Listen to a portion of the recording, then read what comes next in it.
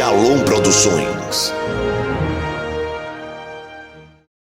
Eu quero agradecer também a presença do presbítero Elias, vice da nossa congregação em Valéria 5. Quero agradecer também a presença do diácono Júlio César, os demais irmãos que estão aqui conosco nesta noite. Nossa irmã Cida, que também é uma guerreira, que está aqui conosco. Seu esposo não pode estar aqui, está viajando a trabalho.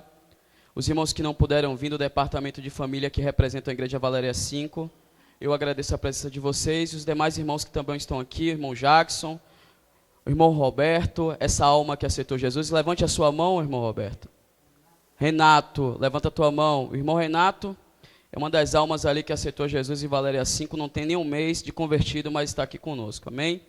Ederlan Mariano, Shalom Produções e aos demais irmãos também eu agradeço. Eu quero que os irmãos, por favor, abram vossas Bíblias. Eu nem vou usar isso aqui. Gostaria que vocês abrissem suas Bíblias.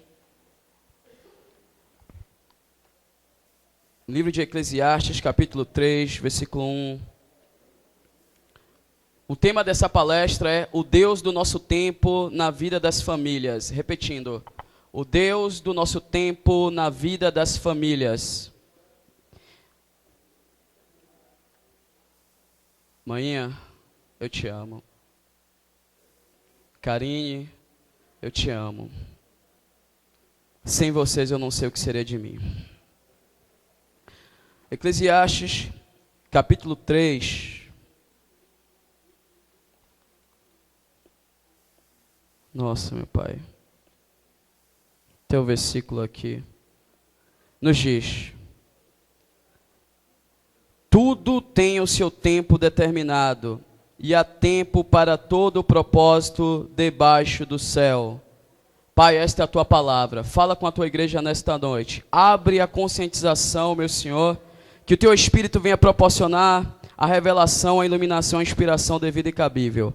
Em nome de Jesus te agradecemos e você senta dizendo amém. Amados, nesta noite eu quero falar sobre o Deus do nosso tempo na vida das famílias. E eu fui inspirado para trazer essa mensagem para vocês. Eu fiquei estudando ela ontem o dia todo. E quando eu acordei, fiz minhas necessidades e liguei o computador. A primeira coisa que eu fui no YouTube. Chegando no YouTube, eu vi uma propaganda de uma série. Uma série americana que está fazendo muito sucesso nos Estados Unidos, chamada American Gods. Quer dizer, Deus americano, ou deuses americano. E esta série está fazendo muito sucesso porque ela fala sobre a questão da religião de divindades. Para começar a ministrar essa palestra, eu queria abrir a consciência de vocês. Esta minissérie ela está fazendo sucesso porque ela está lidando com o público jovem. E o propósito dessa minissérie é falar sobre vários deuses de diversas mitologias. Existem deuses da mitologia egípcia, da mitologia nórdica, da mitologia grega, da mitologia africana. E nessa história, um homem que é presidiário, ele é liberto, ele sai da cadeia e quando ele vai encontrar sua esposa, a esposa dele havia morrido. E ele é interceptado por uma figura que mais parece um anjo ou um demônio, nós não sabemos na série, assim eu procurei me informar. E esse ser começa a dizer para ele que existe uma batalha entre deuses. E essa batalha que começa a ser travada são entre deuses antigos e deuses novos, preste atenção. E esses deuses antigos são os deuses da mitologia nórdica, da mitologia grega, da mitologia egípcia. E os deuses da atualidade são os deuses a qual coisas que seduzem os seres humanos na atualidade. A deusa da estética, a deusa da beleza, o deus da criminalidade, o deus da ganância, o deus da tecnologia. E aí começa uma batalha entre deuses. E o interessante é saber que a série mostra que o deus da tecnologia, o deus da ganância, a deusa da riqueza, começam a ganhar força e se tornam mais fortes que os deuses antigos. Preste atenção. E aí eu comecei a entender o que é que isso tem a ver com a palestra desta noite. Tem tudo a ver. Porque uma frase que eu li de um certo teólogo chamado Mike Murdock, em um livro no qual ele fala que aquilo que vem tomar o seu tempo, torna-se o seu Deus. E nós temos percebido na geração dos dias de hoje, que nossos jovens, nossas crianças têm perdido o seu tempo, e nós também temos perdido o nosso tempo naquilo que, por sua vez, não edifica nossas vidas.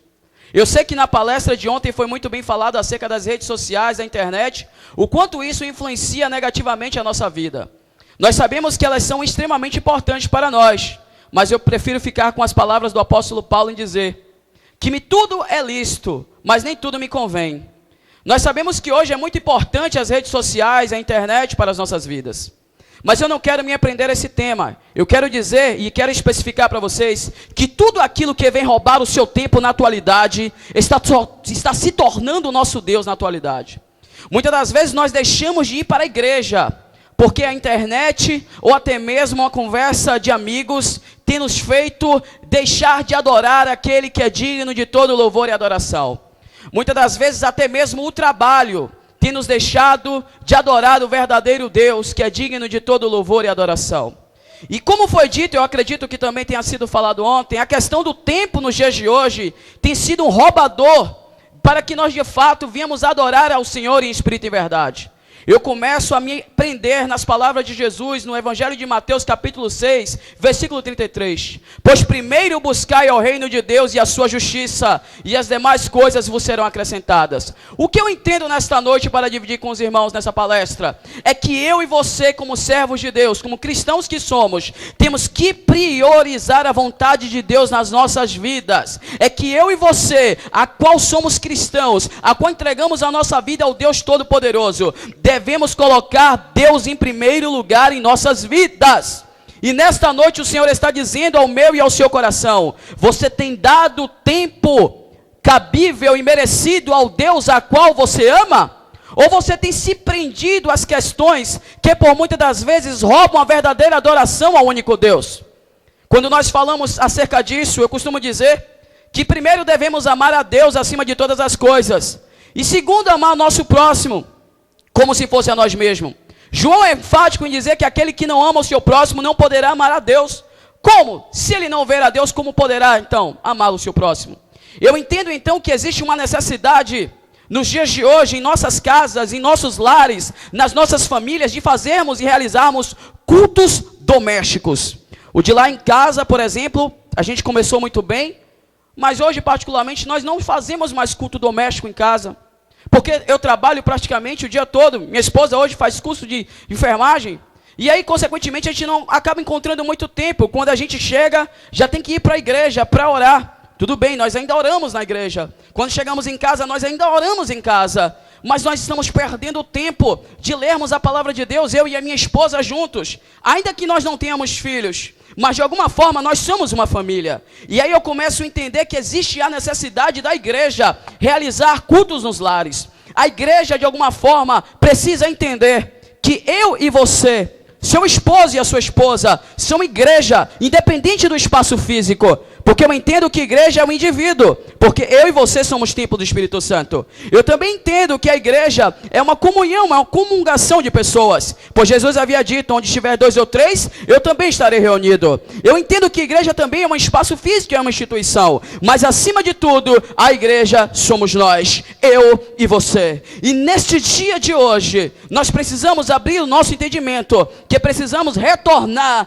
aos cultos nos lares, que nós precisamos colocar os nossos filhos para ouvir os hinos da harpa cristã, pois eu acredito que a geração de hoje não sabe cantar um hino da harpa. Pois eu acredito que a geração de hoje não consegue saber um capítulo e um versículo da Bíblia. Pois eu acredito que a geração de hoje não se prende a ler a Bíblia, as Escrituras Sagradas, porque elas estão presas, irmão Abednego, à internet. Elas estão presas ao celular, às redes sociais. Nesta noite o Senhor está abrindo o meu entendimento para mostrar que o culto no lar é extremamente importante na atualidade. E é por isso que nesta noite o Senhor também está dizendo ao seu coração, porque eu estou pregando, eu estou palestrando, mas o Espírito de Deus, ele está neste lugar a me usar para dizer a você: desperta tu que dormes, acorda-te dentre os mortos, que Cristo te esclarecerá. E nessa noite ele está esclarecendo a cada um de vocês que nós precisamos nos levantar, porque se você, pai, você, mãe, não vier se levantar, não examinar o seu filho, não analisar o que ele está vendo, eu quero lhe dizer uma coisa: Satanás está bramando como um leão, esperando a quem possa tragar. E quando você for perceber, já é tarde demais. Amados, quando eu disse para vocês que eu não tinha filhos, de fato eu não tenho filhos ainda, mas pretendo ter. Mas o Senhor me fez lembrar, eu estava onde hoje? Numa reunião de pais e mestres. Eu dou aula para cerca de 1.500 alunos. Sou professor de uma rede hoje e eu trabalho para filhos de gente rica. Eu trabalho em Camaçari, em uma escola, que eu atendo filhos de desembargador, de grandes concessionárias. Em uma das salas de aula, eu não encontro um garoto negro.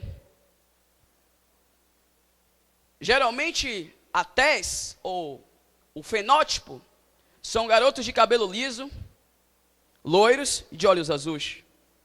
Garotos que não pegam ônibus para ir para casa, porque o seu pai tem um carro conversível, ou então ele tem um transporte à sua disposição. Quando eu pergunto a eles, onde você vai passar suas férias? Professor, eu vou para Orlando, na Flórida.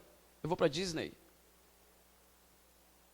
E eles perguntam para mim, professor, o senhor vai passar férias aonde? Eu falei, vou ficar em casa aqui na Valéria. Então eu vou para a igreja. Pois é. Eles sabem que eu estou tomando conta de uma congregação e tudo mais. Mas prestem atenção. Uma vez um aluno, o Mateus, ele olhou para mim e disse, professor, posso te dizer uma coisa? Eu diga, Mateus. Isso eu já contei até para minha esposa e para minha mãe. Eu fiquei emocionado quando ele falou isso. Eu queria muito que o senhor fosse meu pai. Eu disse, por que, Mateus? Porque o senhor me trata de uma forma que nem meu pai me trata. E aquilo me sensibilizou. O Deus do nosso tempo não pode ser o dinheiro. O Deus do nosso tempo não pode ser aquilo que tira a minha comunhão da minha família. Porque se aquele garoto disse isso, é porque o pai dele não tem tido tempo para ele. É porque a mãe dele não tem dado a atenção que ele deveria ter. E engraçado, quando eu perguntei, Mateus, você mora com quem? Eu moro com a minha avó porque a minha mãe é drogada e meu pai não quer saber de mim. Ou seja, a família é um bem primaz. A família é uma instituição divina. E quando não há embasamento familiar, a criança não tem respaldo, não tem valores. E como já costuma dizer o pastor Israel Ferreira, os valores da palavra de Deus são princípios inegociáveis. Você não pode negociar nem barganhar o seu tempo para com a sua família, com coisas que são banais, com coisas que são, aleluias, são passageiras para com a sua vida. Você não pode deixar que essas questões venham influenciar a vida da sua família na atualidade. Porque quando nós estamos perdendo tempo, Satanás está ganhando tempo para destruir as famílias. E eu digo com muita categoria, porque posso falar, por ser professor da rede particular, eu posso dizer para vocês, ele tem tentado destruir a vida dos nossos jovens na atualidade. E lhe digo, os filhos de cristãos também não estão atrás. Eu dou aula num colégio, aqui na região de Cajazeiras, e o aluno mais problemático da escola é filho de pastor. É um terror. Por incrível que pareça, o nome dele também é Mateus. É um terror da escola. O menino já pulou do muro da escola, já desceu pela janela. Na escola onde eu trabalho, é uma escola bem aberta, tem animais que passeiam lá, tem pavão, tem galinha, que é tipo um zoológico essa escola. E uma vez ele queria arrancar as penas do pavão lá na escola. E ele disse, meu pai é pastor. Falou, meu Deus do céu, imagine como você deve ser em casa. Só que eu descobri que a mãe dele foi lá, a mãe dele toda saião, cabelão. Ele faz isso mesmo aqui na escola? Faz. A mãe não acreditava. Ou seja, jovens introspectivos, pressionados muitas das vezes pelo pai e pela mãe, e que aprontam quando não estão na presença do pai e da mãe. Talvez porque a disciplina a qual é dada a eles o pressiona de tal forma e de tal maneira que ele encontra na escola um local para se extravasar. Eu lhe conto outro caso.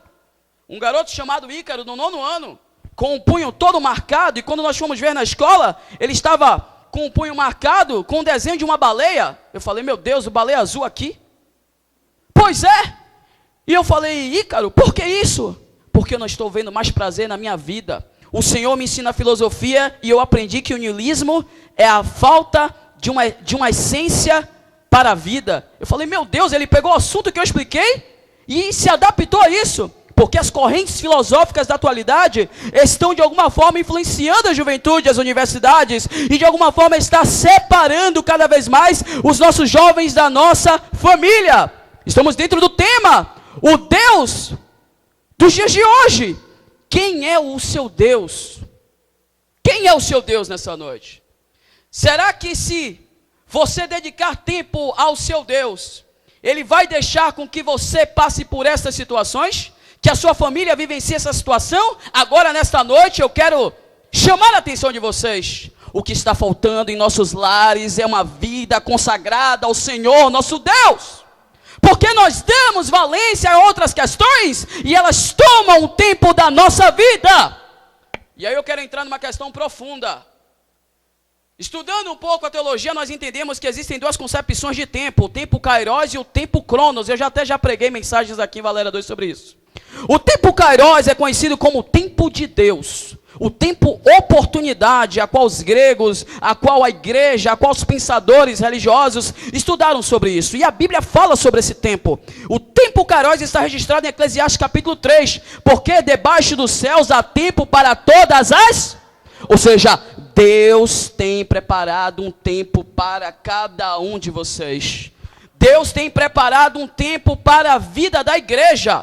Existem bênçãos copiosas sendo reservadas para cada um de nós. Realizações que estão no projeto inacessível de Deus para serem manifestadas em nossas vidas. Mas aí entra um problema na geração da atualidade de hoje. A ansiedade. Quantas pessoas cristãos tomam ansiolíticos porque não conseguem dormir direito, porque sabe que pela manhã tem que dar providência, tem que produzir, e aí vem a insônia, e nessa insônia você não consegue dormir direito, nem com a sua esposa, não consegue nem conversar direito com seus filhos, porque a ansiedade está tomando conta do teu coração. Acatelai-vos o vosso coração. Eu entendo que o tempo kairos é um tempo reservado de Deus para a nossa vida, que não vai adiantar eu muito trabalhar, eu acumular dinheiro, eu acumular riquezas, porque o que há de vir virá independente da minha ação. Mas o mundo de hoje tem nos ensinado coisas que são banais e que são errôneas, como por exemplo, tempo é dinheiro.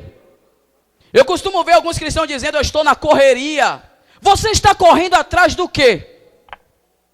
De que você está correndo? Porque você corre, de repente morre, acabou. E não tem mais nada.